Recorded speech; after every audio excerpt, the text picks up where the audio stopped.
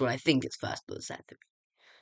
It's probably first order set theory, but I'm just no, don't just take this with a grain of salt, okay? Bye now, bye.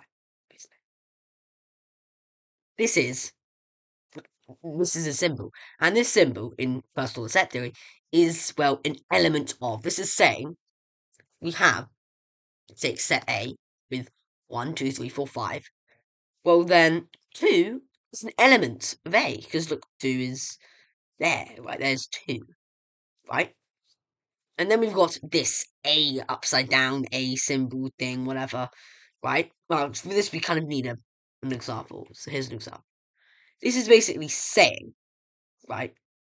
Oh, this is basically saying for all X is in Z. So Z has got every single thing in it. It's not true, but whatever, it's a bit more advanced. Or we can have this. Saw in my mistake that I made here. That's X is X. All X is X. For example, for 2 is 2. 3 is 3. 4 is 4. 5 is 5. Look at this. This is there exists. For example, there exists an X where X is 2. There exists an X where X is an A. It can be more than one. It doesn't necessarily have to be 1, but it can be more than one. Like in this example. And then we've got a few more logical ones. This is not. This is and. This is or. This is implies. Kind of like the next step in the thing, kind of thing. And this is if, only if. And this is equals. Okay, now we are moving on to some statements. Big things you need to know. For one, like I just showed you, for all X is X. This is the reflexivity law. Because it's kind of reflex, whatever kind of thing. You get the idea, right? This is for all X. If X is an A, X is an B, and this is a statement you can make in a universe. And what universe? This universe. In fact, this is the definition of a subset because it's sub in a set. Right? So it makes sense for all X. If X is an A, X is in B because A is in B. Also, you can say another thing. There exists Y where Y isn't in A and Y is in B. Otherwise, this could be in. You'll see later, I guess. Right? Then there's this one, which proves that the empty set exists.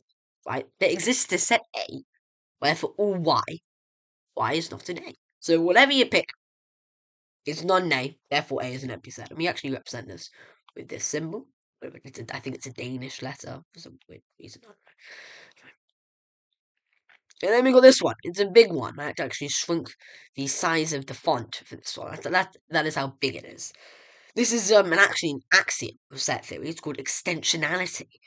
And it says, actually, let me break it down for you. There exists a set A, and there exists a set B, where for all X, if X is in A, and that means X is in B, right? And if X is in B, X is in A.